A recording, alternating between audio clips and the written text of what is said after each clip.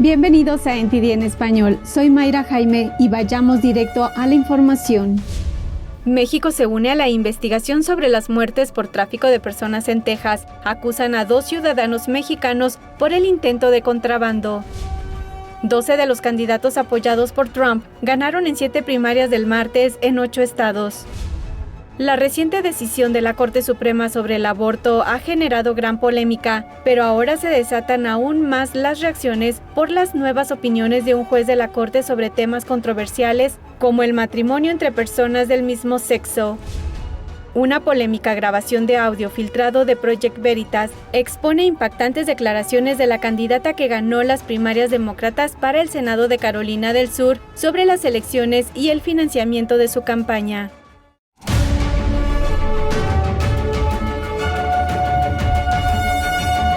Nuevamente bienvenidos, gracias por acompañarnos y comenzamos.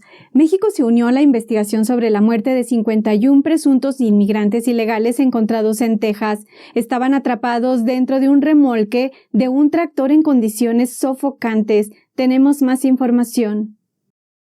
El presidente de México, Andrés Manuel López Obrador, dijo el martes que 22 mexicanos fueron identificados entre los muertos, junto con 7 guatemaltecos y 2 hondureños, según las identificaciones que encontraron.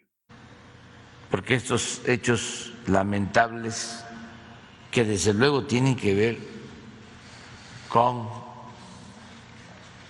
la situación de pobreza, de desesperación de hermanos centroamericanos, de mexicanos. Las víctimas fueron encontradas en las afueras de San Antonio el lunes, donde las temperaturas superaron los 100 grados Fahrenheit. Un funcionario del Departamento de Bomberos describió pilas de cuerpos en el remolque y dijo que no había señales de agua ni de aire acondicionado funcionando. López Obrador dijo que otro factor es el estado de la frontera entre México y Estados Unidos. Suceden porque también hay tráfico de personas y falta de controles.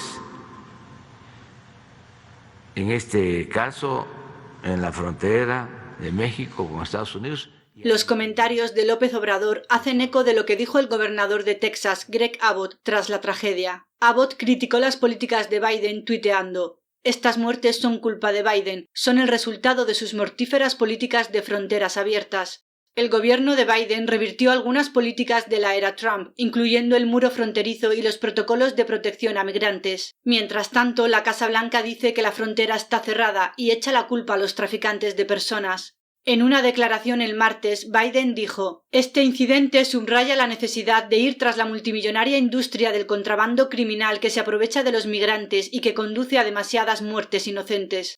Las autoridades acusaron el martes a 2 ciudadanos mexicanos en relación con las muertes. Se les acusó de poseer armas de fuego estando en Estados Unidos de forma ilegal. Las autoridades localizaron a los hombres tras las acciones en respuesta al incidente. El presidente de México dijo que se reunirá con Biden en Washington en un par de semanas y que la inmigración será un tema central en sus conversaciones. 12 candidatos respaldados por el expresidente Trump se aseguraron el martes las nominaciones de sus partidos en las primarias. Aunque 2 se presentaban sin oposición, fue una clara demostración de la influencia de Trump en el Partido Republicano. Tenemos los resultados.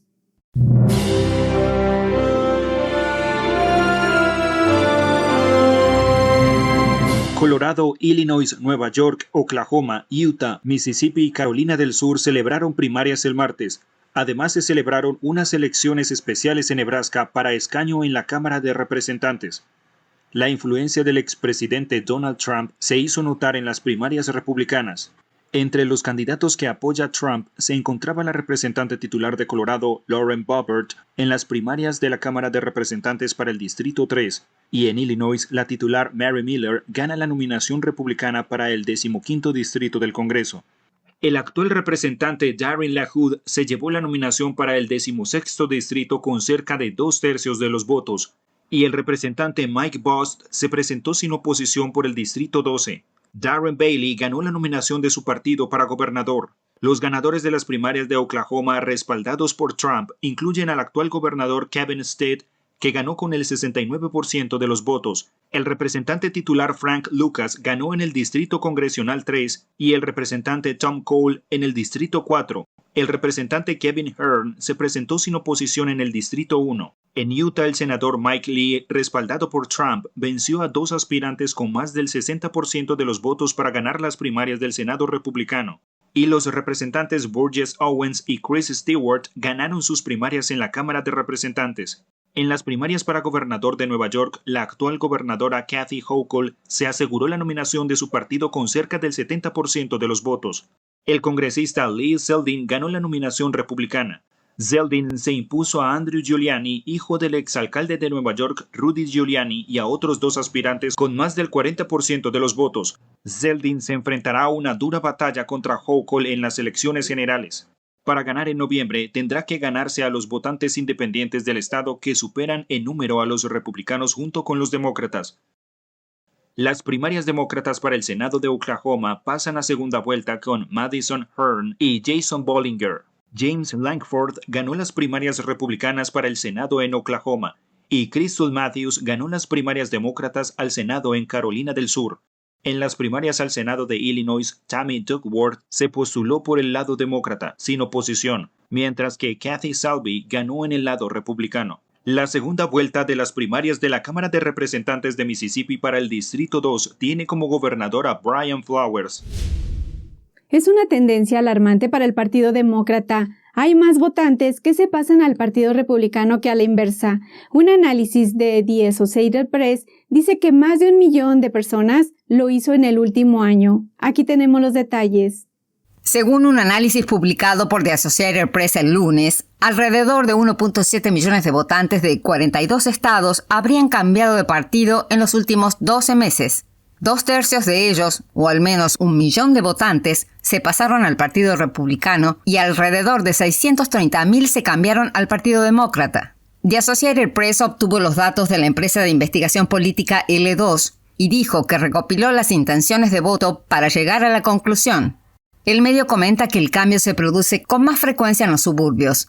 El informe dice que el Partido Republicano ganó terreno en los condados suburbanos alrededor de ciudades medianas como Denver, Colorado, Cleveland, Ohio, Atlanta y Augusta en Georgia, Pittsburgh y Harrisburg en Pensilvania, Raleigh en Carolina del Norte y Des Moines en Iowa. La presidenta del Comité Nacional Republicano, Ronna McDaniel, dijo a Associated Press: Biden y los demócratas están en una lamentable falta de contacto con el pueblo estadounidense, y por eso los votantes están acudiendo en masa al Partido Republicano. Algunos encuestadores demócratas de toda la vida dieron la voz de alarma de cara a las elecciones legislativas. Mark Penn, un encuestador de Bill Clinton, escribió para The New York Times en abril: estos golpes económicos son solo una parte de un conjunto de problemas en cascada que golpean todos al mismo tiempo. En la audiencia del comité del 6 de enero de la Cámara de Representantes se produjo un testimonio dramático. Cassidy Hutchinson, una de las principales asesoras del ex jefe de gabinete de la Casa Blanca, Mark Meadows, testificó ante el comité. Hutchinson dice que un ayudante de Meadows le habló de un altercado que tuvo lugar dentro del vehículo del expresidente Trump el día de la irrupción al Capitolio. Dice que Trump se enfadó, intentó tomar el volante del vehículo y se abalanzó sobre su jefe de seguridad. Esto fue supuestamente después de que los funcionarios de seguridad le dijeron a Trump que no podía ir al Capitolio. Hutchinson también dice que Trump dijo a los funcionarios que dejaran entrar a los manifestantes en el Capitolio. Trump reaccionó al testimonio en Truth Social, comentando: su historia falsa de que traté de agarrar el volante de la limusina de la Casa Blanca para dirigirla hacia el edificio del Capitolio es enfermiza y fraudulenta, muy parecida a la del propio no selecto comité. Ni siquiera habría sido posible hacer algo tan ridículo. Trump añade que apenas conoce a Hutchinson. Ahora vamos a un breve corte, pero antes quiero decirle que de parte de todo el equipo de NTD, le agradecemos sus comentarios y sus likes. También les invitamos a suscribirse a Epoch TV desde la página web es.theepochtimes.com y encontrará contenido sin censura. Regresamos.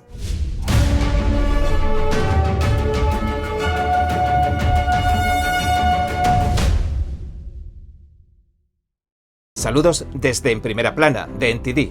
el lugar donde buscamos respuesta a tus preguntas, donde tocamos los temas que importan, que impactan nuestras vidas. Y no solo vamos a tocar la superficie. Nuestra misión es que tú entiendas profundamente lo que está ocurriendo en nuestras comunidades. Estamos aquí para que no te pierdas lo importante.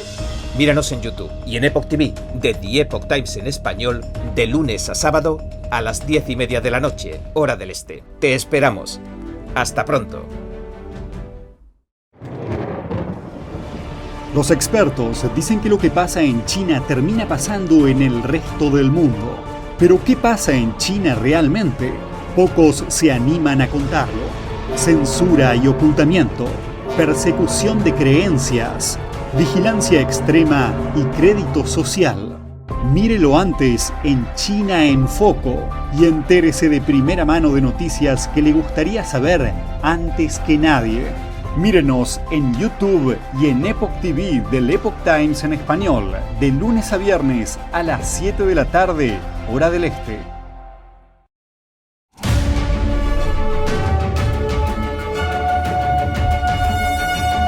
El gobierno de Biden presentó un plan de acción para el acceso al aborto. Esto ocurre mientras los defensores del aborto piden tomar medidas más fuertes y mientras los grupos pro vida dicen que lo que está considerando la administración viola la ley. Tenemos la información.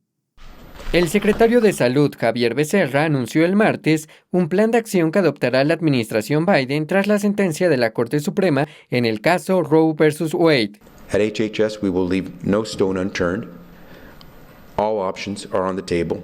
Entre esas acciones se encuentran garantizar la privacidad de quienes buscan abortar, formar a más médicos en planificación familiar y ampliar el acceso a pastillas abortivas, pero una posible medida está suscitando polémica. Becerra dijo que la administración está considerando utilizar el dinero de los contribuyentes para pagar el transporte de las mujeres que buscan abortos fuera del estado. Once we tell you exactly what we believe we are able to do, have the money to do, we will let you know, but until then, what I can simply say to you is every option is on the table. La idea está siendo impulsada por algunos congresistas demócratas, pero también podría violar la ley. The Hyde Amendment is pretty simple. It prohibits the use of any federal funds for an abortion or for any health insurance coverage. Y esta fue la respuesta que dio el secretario a la cuestión legal durante el fin de semana. Assisting in transportation, something that HHS doesn't typically do. Can you do that legally? Talk to me later. Mientras el secretario dice que todo se mantendrá en los límites legales, Katie Glenn, la directora de una organización provida, dijo a NTD que espera lo peor de esta administración. We are absolutely concerned that the Biden administration sees everything on the table, even if it violates the actual law of the Hyde Amendment, which has been in place to make sure that we, the taxpayers, do not have to pay for abortions except in very narrow circumstances at the federal level. Mientras tanto, Claire McKenney, profesora de gobierno y estudios de género en el College of William & Mary, dijo a NTD que duda que la administración Biden vaya tan lejos. Honestly, their response is rather tepid, right? They're very slow in making these decisions. And so I would be very surprised if they made any strong or radical moves to even, promote something that could be challenged in the court. Y el senador Josh Hawley respondió a la posibilidad de que se considere la medida, escribiendo que bajo ninguna circunstancia es algo legal. Tras la reciente decisión de la Corte Suprema sobre el aborto, los críticos están en pie de guerra porque el juez Clarence Thomas quiere que la Corte reconsidere sus fallos anteriores sobre la anticoncepción, el matrimonio entre personas del mismo sexo y la intimidad del mismo sexo. Averigüemos si es una posibilidad real. El juez Clarence Thomas tiene a los críticos alborotados porque dijo que la Corte debería volver a analizar algunas decisiones más y aplicar la ley como lo hizo en el caso del aborto. Esta vez, los jueces aplicaron la ley como está escrita en la Constitución, que no menciona el aborto. Le preguntamos a James Berlin, abogado de la Fundación Legal del Pacífico, qué ocurrió en la decisión de 1973 del caso Roe vs. Wade. Hay que recordar que, especialmente en la época de la Corte de Warren, a partir de 1953, la Corte estaba muy ansiosa por proteger las libertades civiles que la Corte pensaba que eran importantes y que no estaban necesariamente en la Constitución. Y esto condujo a la era del constitucionalismo vivo, donde la Corte dijo: no podemos limitarnos por la Constitución, por cómo fue escrita, cuando fue adoptada o enmendada. Tenemos que interpretar la Constitución como si la estuviéramos escribiendo hoy. Mark Meckler, presidente de la Convención de los Estados, dijo que esta interpretación era simplemente errónea. Así que, en definitiva, se trata de una absoluta y completa ficción legal. Entonces, la Corte Suprema simplemente dio un paso atrás y dijo: no vamos a vivir más dentro de esta ficción legal. Vamos a volver a lo que la Constitución realmente dice. El juez Thomas quiere ahora que la Corte reconsidere el matrimonio entre personas del mismo sexo, la anticoncepción y la intimidad del mismo sexo. Berlin y Meckler dicen que eso no va a suceder. El juez Thomas es el único juez que dice que deberíamos reconsiderar los casos que tienen que ver con la anticoncepción, intimidad del mismo sexo y el matrimonio del mismo sexo. Pero fue el único juez que dijo eso y, de hecho, los otros jueces, incluyendo los jueces conservadores, dijeron: no vamos a tocar eso ahora.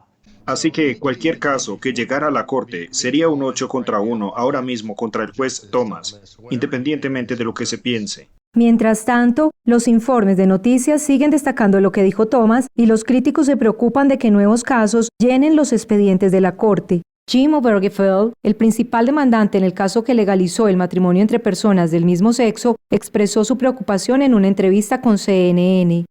Te garantizo que hay gente por ahí que está empezando a trabajar en demandas para atacar nuestro derecho al matrimonio. Pero Meckler y Berlin dicen que el caso del aborto no tiene nada que ver con los otros casos.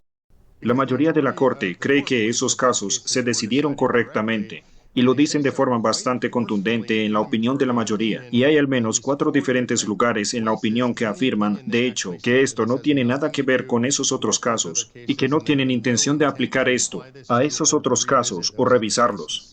Tenemos un derecho e interés compensatorio que nos hizo revocar el precedente, y es que los derechos de los niños no nacidos es algo que no existe cuando hablamos del derecho a anticonceptivos o el derecho al matrimonio entre personas del mismo sexo. No tenemos otras entidades que puedan ser perjudicadas por los anticonceptivos o el matrimonio entre personas del mismo sexo. Desde que publicó su opinión, el juez Thomas es objeto de ataques verbales. Ahora pasemos con la nota de China en Foco con Julián Bertone. Adelante, Julián. Varios fiscales generales de Estados Unidos presentaron una petición al Tribunal Supremo en relación con el derecho de los ciudadanos a la libertad religiosa. Pidieron al máximo tribunal que reconsiderara una sentencia sobre acoso a los practicantes de Falun Gong, calificándola de cuestión de importancia nacional. Miremos los detalles. 23 fiscales generales presentaron un documento amicus curiae de varios estados ante el Tribunal Supremo de Estados Unidos defendiendo el derecho a la libertad religiosa en el país. Según un comunicado de prensa de la oficina del fiscal general de Texas, Ken Paxton, los fiscales generales piden al máximo tribunal que revierta la decisión de un tribunal inferior. En 2015, 13 residentes de Flushing, Nueva York, presentaron una demanda contra la Alianza Mundial China Anticulto. Los demandantes detallaron una campaña de 6 años en la que se produjeron más de 40 agresiones, incidentes de acoso y amenazas de muerte contra ellos. Todo porque participaron en desfiles de la práctica de meditación Falun Gong, repartieron folletos relacionados con la disciplina o estuvieron al frente de un stand con información sobre el tema. La libertad religiosa en lugares de culto está protegida por la Ley de Libertad de Acceso a los Centros de Culto, pero el Tribunal de Apelaciones del Segundo Circuito de Nueva York desestimó el caso por considerar que los demandantes no estaban protegidos por la ley. Los fiscales argumentan que el Tribunal Inferior interpretó el término de forma restringida para significar los lugares dedicados principalmente al culto religioso, y al hacerlo restringió indebidamente un estado estado dirigido a prohibir los peores actos de violencia en muchos de los lugares sagrados de Estados Unidos. El escrito también afirma que los practicantes de Falun Gong son exactamente el tipo de fieles que cabría esperar que encontraran seguridad en un estatuto como este. Por lo tanto, los fiscales consideran que el fallo es erróneo en una cuestión de importancia nacional que se encuentra en el centro de la tradición constitucional. Falun Gong es una práctica espiritual originaria de China, pero que es perseguida por el Partido Comunista Chino desde 1999. Solo en 2021 registraron más de 10.000 casos de acoso y 6.000 detenciones relacionadas con esta práctica en China continental. Ahora vamos a un breve corte y regresando le tendremos una interesante información de una grabación de audio filtrada por Project Veritas proponiendo demócratas infiltrados. Regresamos.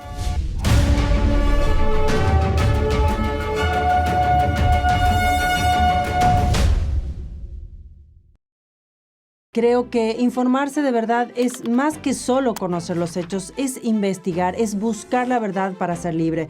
¿Quieres saber más? ¿Quieres llegar a la fuente? Venga con nosotros al Descubierto, un programa donde no solo compartimos las noticias, sino que también vemos los hechos desde diferentes ángulos y de manera imparcial. Suscríbase gratuitamente a nuestro canal Al Descubierto y usted podrá tomar una decisión informada. Lo esperamos de lunes a viernes en YouTube y en Epoch TV, 19:30 hora del este. La eterna belleza de la pintura realista al óleo. Magnífica, expresiva e inspiradora. El 6º concurso internacional de pintura figurativa de NTD. Guiado por la pura autenticidad, belleza y bondad. Lo invita a unirse con nosotros en un viaje de retorno al arte tradicional. Premio de oro, $10,000. Para más detalles, visite oilpainting.ntdtv.com.es.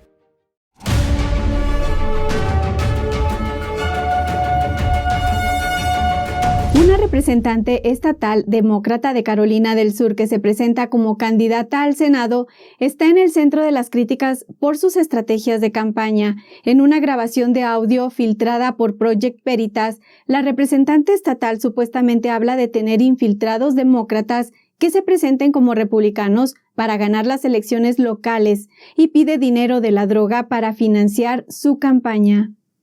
La representante estatal demócrata de Carolina del Sur, Crystal Matthews, fue grabada durante una llamada telefónica con el recluso David Solomon Ballard en el Instituto Correccional de Perry, en el condado de Greenville, el 15 de febrero. La grabación fue obtenida y verificada por Project Veritas, una organización de vigilancia sin fines de lucro. Matthews ganó ayer las primarias demócratas para el Senado. Se enfrentará al republicano Tim Scott en noviembre. En la llamada, Matthews dice que los demócratas necesitan que infiltrados se presenten a las elecciones estatales del Partido Republicano para mejorar sus posibilidades. We need some secret sleepers. Like we need them to run as the other side, even though they for our side.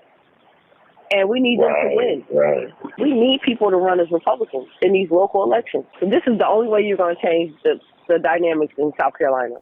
Las llamadas telefónicas de los reclusos son grabadas y la operadora notifica a quienes las realizan que son guardadas. We gotta take back some of these seats, especially in these local elections. We need a group of sleepers. Ballard fue encarcelado en 2018 con una sentencia de 4 años por amenazar la vida del sheriff del condado de Aiken, Mike Hunt, y su familia, según The State. No está claro cuál es su relación, pero Matthews se refiere a él en la llamada como un activista.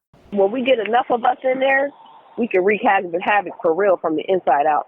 Ballard está cumpliendo ahora una condena de 10 años por resistencia a la autoridad y agresión a un agente. Matthews se queja de lo difícil que es recaudar dinero para su campaña y dice que no le importa si obtiene financiación del dinero de la droga. I don't care about no dope money. Give me that dope boy money. Where the duffel bag boys? Find you somebody in your family that don't even know you donating to my campaign and put that under their name.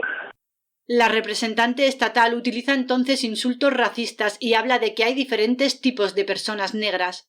Honestly, these ain't the same type of black people that I grew up around. I don't recognize these black people. Matthews también dice que es necesario que la gente quite los carteles de los patios por la noche mientras la gente duerme. Ella asumió el cargo estatal en 2018 como representante del Distrito 117 de Carolina del Sur. La Junta Nacional de Seguridad en el Transporte, o NTSB, presentó una actualización sobre la investigación de un accidente mortal en el que un tren de Amtrak chocó contra un camión de carga en Mendon, Missouri. La presidenta de la NTSB, Jennifer Homendy, explicó que el cruce donde se produjo el accidente es un punto de cruce pasivo. Se trata de un cruce pasivo de ladrillo. Hay cruces activos y cruces pasivos. Lo que hace que este sea un cruce pasivo es que había una señal de stop y un indicador de cruce. No había barras, ni luces de advertencia, ni campanas. Esos son cruces activos. En Missouri hay 3.500 cruces pasivos. Es aproximadamente la mitad de sus cruces. El tren chocó con un camión de carga en el condado de Cheriton. El jefe de la policía electo de ese condado dice que los residentes y los líderes del condado han estado presionando para que se mejore la seguridad en el cruce del ferrocarril durante casi 3 años. Mientras tanto, el número de víctimas se elevó a 4 muertos y 150 heridos. Por lo menos 15 siguen hospitalizados. Los muertos, 3 pasajeros y el conductor del camión, no han sido identificados. La Junta Nacional de Seguridad en el Transporte de Missouri está investigando la colisión. Los informes preliminares indican que el cruce donde chocó el tren con el camión era uno no controlado, lo que significa que no había luces ni barras mecánicas. El Mago de Oz es un clásico americano y, como cualquier clásico, se están haciendo nuevas adaptaciones de la historia de Dorothy. Jackie Ríos de NTD habló con un autor que hizo una versión con su propio sabor cultural en una versión titulada El Oz. David Damián Figueroa le dio un giro latino a la querida historia de autodescubrimiento. Habló de algunas de las adaptaciones que los lectores encontrarán en su libro El Oz. Crecí como trabajador agrícola, crecí como trabajador en una granja en Arizona, así que hay un poco de agricultura ahí. Fui a México muchas veces a las pirámides y, ya sabes, estaba muy inspirado por los aztecas y los mayas y todos los diferentes personajes de los espíritus y los nombres que darían a cada uno de los espíritus. Y así hice la historia, así que hay un poco de todo eso en este libro. El Oz trata de una joven llamada Dolores y su perro Pepito que, al igual que Dorothy y Totó, se encuentran en una tierra extraña y necesitan encontrar el camino de vuelta a casa. David recuerda que creció con su madre, quien pasaba su tiempo en familia leyéndole. Crecí con mi madre leyéndome la Biblia y realmente me encantaba ese tiempo. Era como nuestro tiempo en familia y eso me marcó mucho. Lo que soy hoy, aprendí mucho a través de las lecciones que me daba la Biblia o cualquier otro libro que me leyera.